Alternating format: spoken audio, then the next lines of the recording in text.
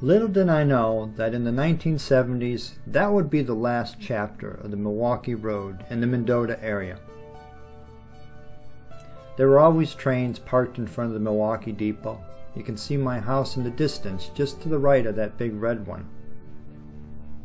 That's where I lived, and as a young boy I had a front row seat. My front yard was literally the Illinois Central's main line of mid-America, and the Milwaukee Road was right next to it. In this 1963 aerial view, it shows the Milwaukee Depot at the top middle of the screen and the 4-track IC yard along 7th Avenue. The house I lived in is circled in blue, and from 1973 to 81, that's where I lived. Freight trains were a daily occurrence. There were always railroad cars parked out front. Milwaukee Railroad always had F units around and some bay window cabooses. All of this railroading was exciting for a young rail fan. And in the basement, of course, I had an HO scale train set. This excellent view from the interlocking tower looking south shows the IC tracks, the Milwaukee, and the Burlington at far right. In this presentation, we'll focus mainly on the Milwaukee Road. Many of the following slides you're about to see are from Howard Nielsen. He photographed the Milwaukee from about 78 to 80.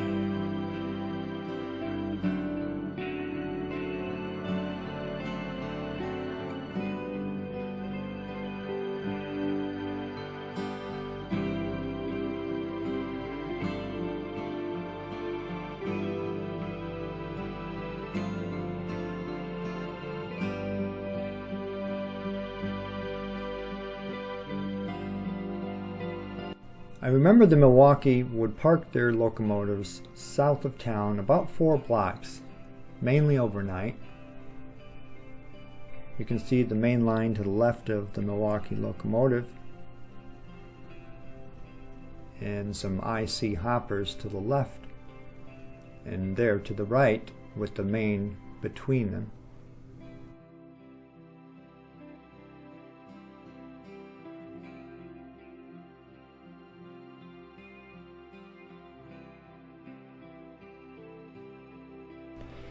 In the busy coal mining days, the track where the F units are parked was called the reducing track, because all the loads from the mines could not be taken north out of Mendota because of the grade, from there to 2 to 3 miles north of Welland.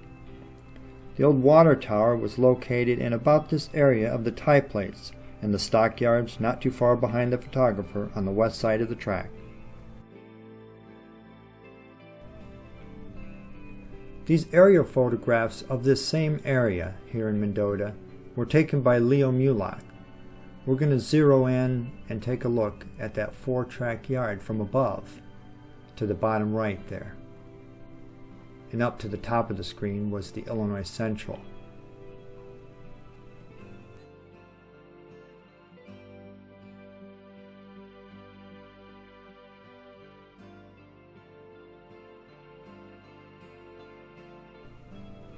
This next view shows the Milwaukee Depot at the bottom left and some Illinois Central action at the upper left-hand screen.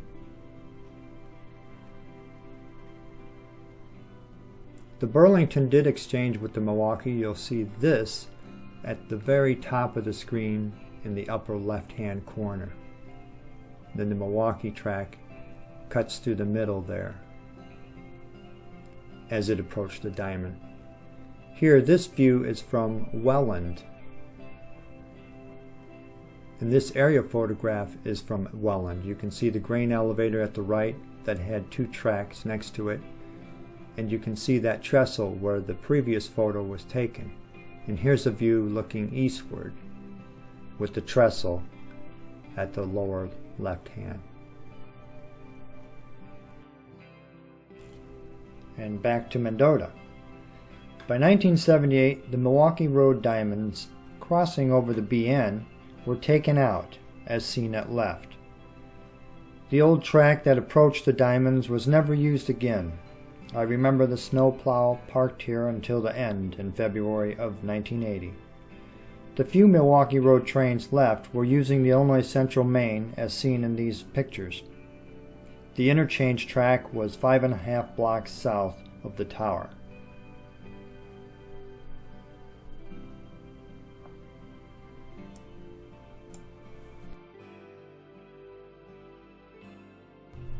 From about 1955 to 1980, the depot's appearance was like this, but before that it had a freight room on the south side as seen here. The passenger waiting room was on the north end.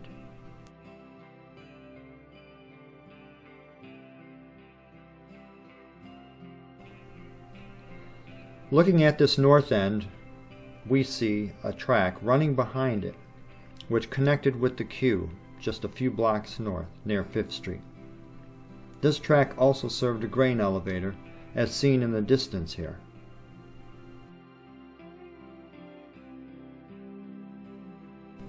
On the house track of the Milwaukee is a new shipment of steam traction engines and threshers made by Garscott & Company out of Richmond, Indiana.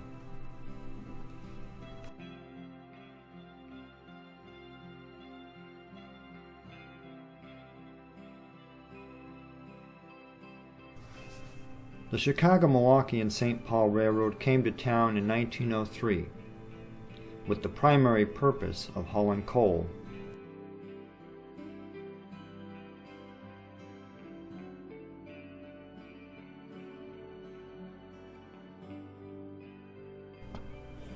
Right now we'll take a look at some of the coal mines in the area.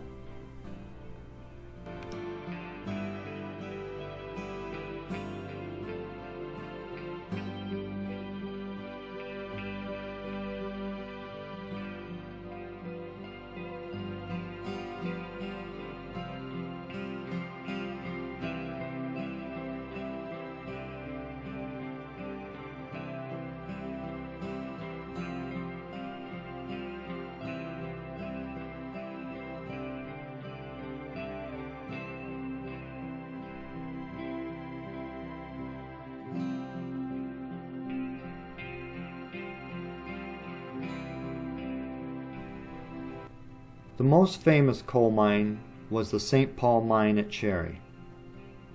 Due to the terrible tragedy that took the lives of 259 miners on November 13, 1909.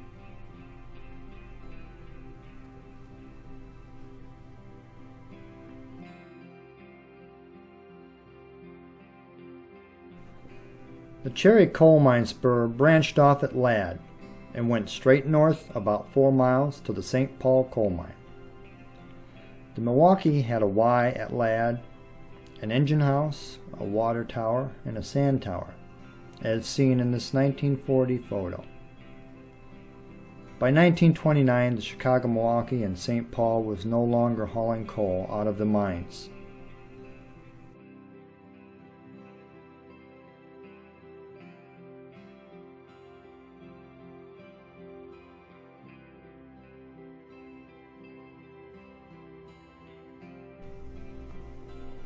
The Chicago, Milwaukee, and St. Paul Railroad crossed paths with 4 other railroads at Ladd. They also had a yard on the west side of town. The route to Oglesby paralleled the New York Central a short distance, about 3 miles to Seatonville Junction, where they merged onto the New York Central with trackage rights to Granville. Before the NYC, this trackage was operated by the CINS Railroad, and before that, the 3I Railroad. In a nutshell, you can see the route the Milwaukee took to Oglesby. A track to Hennepin to the steel plant was put in the 1960s by the NYC.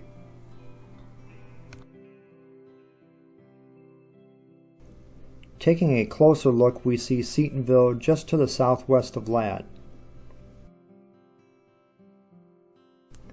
Here is a basic map of the New York Central in 1948, which shows their track coming into Granville from the east and heading northward to Howe, Ladd, Churchill, and Zeering. Here's a train order from the Chicago, Indiana and Southern Railroad. It says, Engine 169 will run extra Granville to Seatonville. Number 196 and number 94 will wait at Seatonville until 12:40 for extra 169. All other trains due at Granville except number 95 have passed.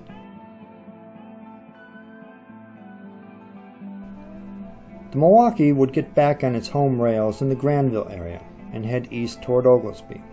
Now when the Milwaukee headed through the Howe and Depew Junction area, it then crossed over the Illinois River on the CINS or 3I drawbridge, making their way down through Marantz, the Hennepin area, Mark, and then Granville, with track rights south to McNabb on the NYC. From Granville straight east was their own track, to 4 coal mines and 2 limestone mines. Here is a view looking east down Route 71 in Standard. This section of track from Granville to Oglesby was originally built by the Oglesby and Granville Railroad, a subsidiary of the Rochelle and Southern, in 1906. In 1913, this line was absorbed into the Chicago, Milwaukee, and St. Paul. The Milwaukee Road's end of the line was in Oglesby, at the Marquette Limestone Mine. Let's take another quick look with a little more detail, especially as we get into the Oglesby area, where we will see a Y, the bent coal mine spur, and tracks crossing over the Illinois Central and into the limestone mines of the Lehigh and Marquette.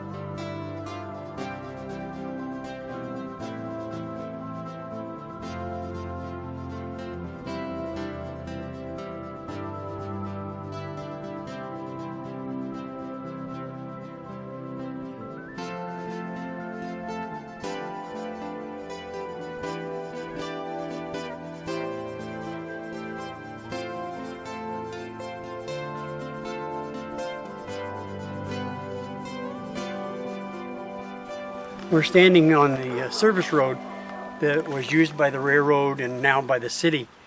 Off to my left here is the right-of-way for the IC, or for the Milwaukee, I'm sorry, as it climbs over the Illinois Central behind us. It's about a 1% grade. And then, of course, off to the right is the spur that went down into the bent mine area.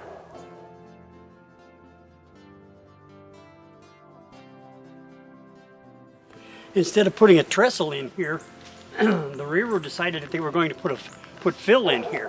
This fill is about 30 feet, maybe 35 feet from the base of the ravine up to the top of the roadbed.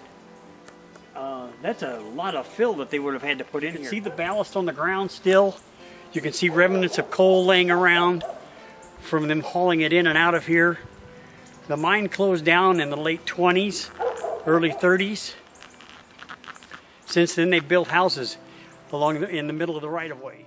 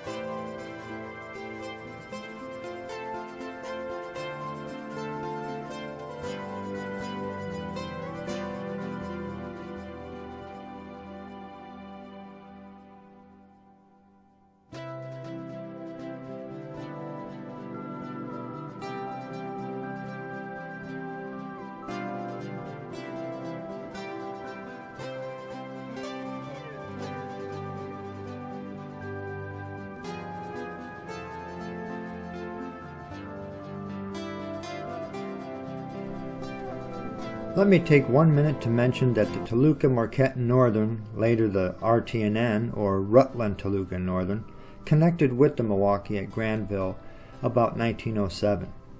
This line was built from Rutland where it had connected with the Illinois Central Railroad. It reached McNabb in 1902, connecting with the 3I, and later reached Granville in January of 1905. It paralleled the 3I from McNabb to Granville. The RTNN operated up to 1927. This line was abandoned for good in 1937 after the new owners could no longer sustain it. Here is a Rochelle and Southern 1911 timetable showing a daily Milwaukee east and westbound freight train on the McNabb line using the 3I or the CINS trackage.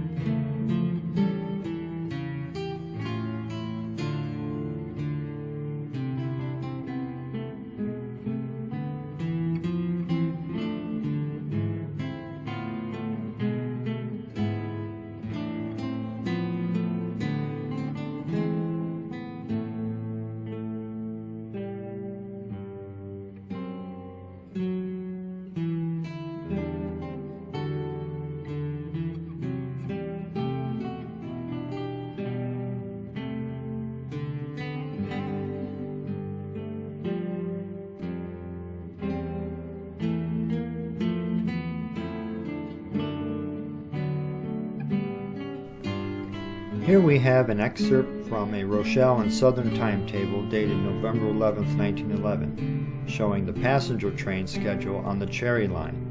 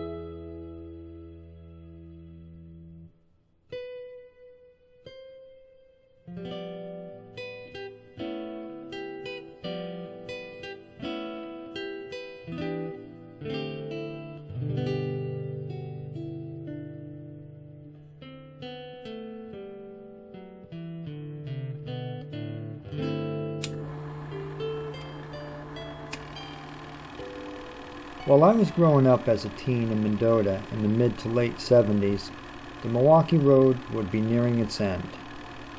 No more would we see strings of Milwaukee Road hopper cars parked out front. Or would we see F-units idling over by the depot. Was it a dream? No, it was real. The Illinois Central and Milwaukee Road right-of-way out in front of our house left a very deep impression, one that still moves me today. I wish I had someone to tell me to photograph those trains. I surely would have. But others were doing it, and thanks to all of them, we can relive these times again.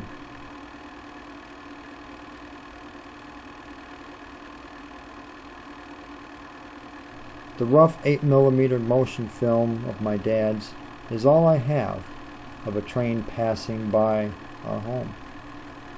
But I'll take it, because so far it's all I've ever seen.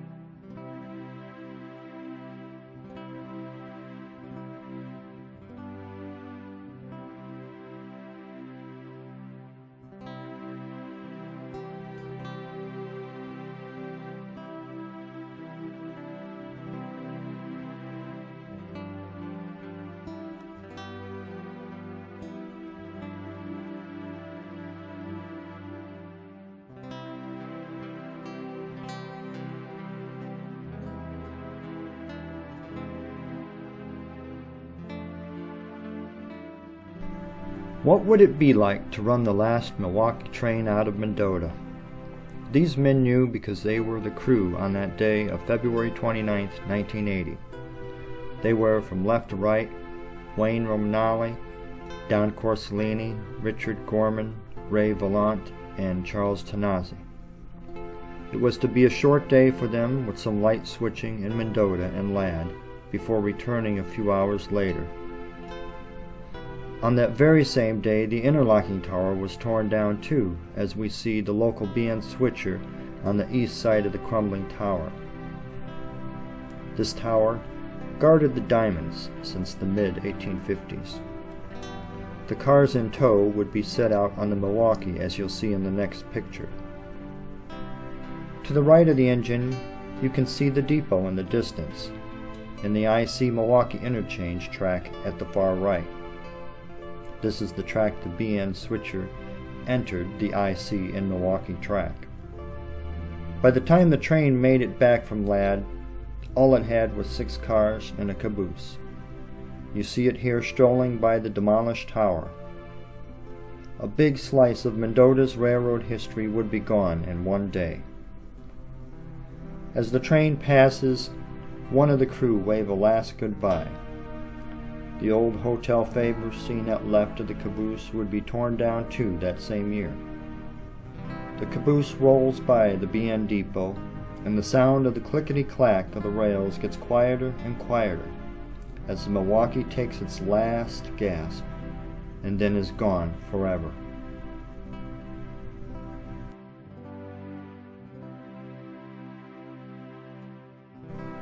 Here are a few additional pictures of the demolition of the tower.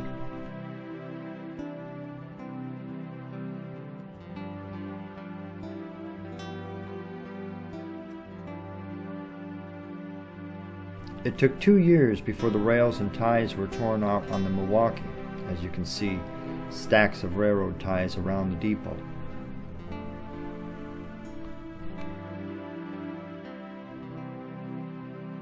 The memory of the Milwaukee still lives on in many ways. In Mendota, you'll see a restored combine car from the 1930s. You can get inside and see the restored interior too. Over at the Mendota Depot, there's the HO scale model of Mendota, which represents the 3 railroads that came to town. During special days, you can even take a ride on the Gandy Dancer, on the old IC main line of Mid-America, in which the Milwaukee trains used too.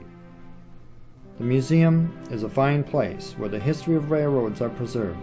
Stop by and take a journey back in time.